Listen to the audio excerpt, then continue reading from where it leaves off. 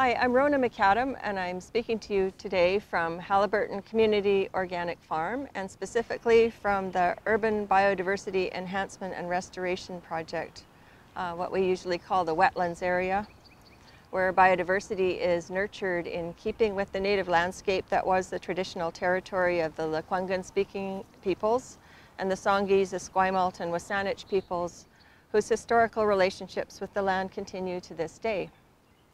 This farm is home to 5 certified organic farming businesses who lease plots from the nonprofit society that administers it on behalf of our landlords, which is the District of Saanich.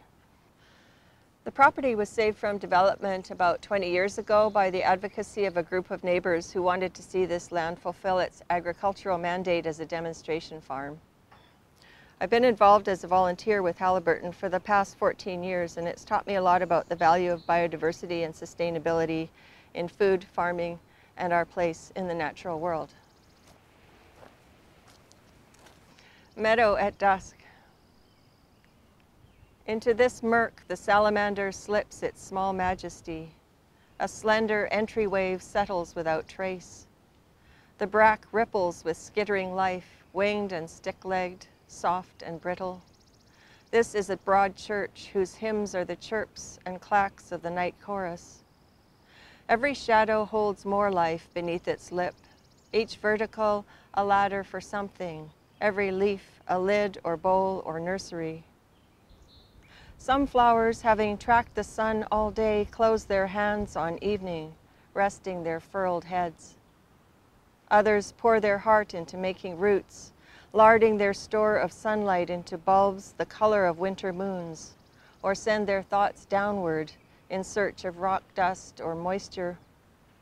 There is that conversation they have, dense and microbial, a barter worked out over millennia, swapping sweet secretions for simple nourishment, and as the season churns below ground, folding themselves into soil.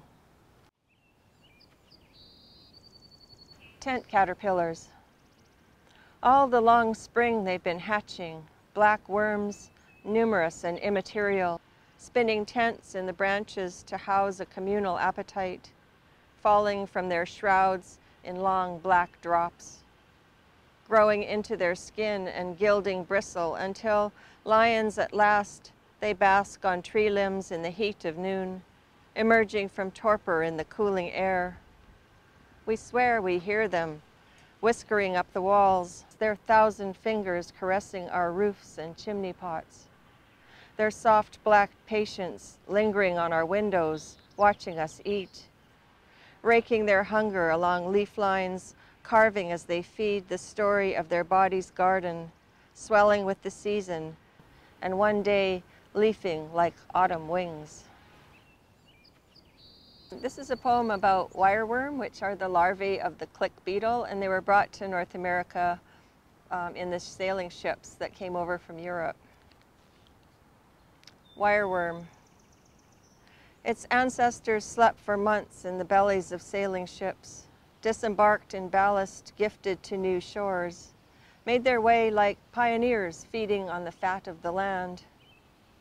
And still it waxes in the crumbling dark, a pale gold sliver of moon, ancient in its segmented suit, its thin translucent bristle like the chin of a young farmer, or the brow of an old one bending to the ground to pluck a worm from its bed.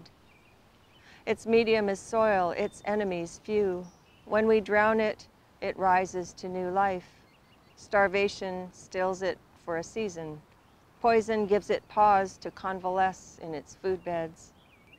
In summer, it decamps into cooler depths, rises to bask in moisture that keeps its food supple and succulent. Lover of grasses and grains, it seeks the perfume of starch and decay, makes catacombs in potatoes, mines black shadows in carrots, noses a root tip, tastes its way to the next and the next, makes ladders within the stems of seedlings, resting in its tubular meal until its host withers and falls. Tasting dirt. Earth called me to its table, and I became its fork, its knife, its roundest spoon. My teeth were its pebbles, my tongue wormed the blackest reaches, seeking to unite its minerals, its dank organic matter, its shit and water, and the white wires of roots, which thirsted in curtains for the deep and never reached it. I ate the dirt that welcomed me, that sang beneath my shovel its guttural songs, its parables of wind and weather, that turned its belly to the sun, its back on winter, that swallowed our seed, our water, our blood, and unfolded its hand of marvels. Beneath the moons of my nails, it laid down its black horizons, imprinted its reckonings on each line in my hands, bruised my face and gritted my hair, ran off my body and back to ground each night, carried me with it, dead leaves of my skin, broken stalks of my hair, making up the ancestral bed. I'm reading a poem from Cartography, which was published in 2006. The poem is Vegetable Kingdom. Alas for the vegetable kingdom, the root and branch who fall to your appetites, the gray mushroom cowering in its stall, the leaf turning on a stem in its last green afternoon, the carrot in its soft earth burrow thinly rooted to this place, or the moons of squash harboring their future, so many white rows, tender within their bodies. Pity the corn whose summer husk and silk surrender sunny teeth, or broad beans in their cushioned pods, so pale and smooth, with tiny chins and wistful smiles, the kale in all its toughened frills. Understand the artichoke's sharp defenses, heed the fierce seclusion of the cauliflower, veiling its lobes and fissures. The potato may not bleed when forked from its mound, but it mourns its nubbled young, the pearl-like orphans clinging to its threads. Harvest is a cruel time. So much is wrenched from hiding, so much is severed from its heart. When you tear these living, breathing things from earth, red carnage has its counterpart. Wild bees.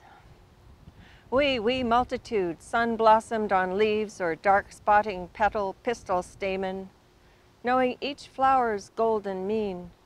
Sweet comfort there for our young, priming our baskets with pollen. A day's work and a day's work and a day more.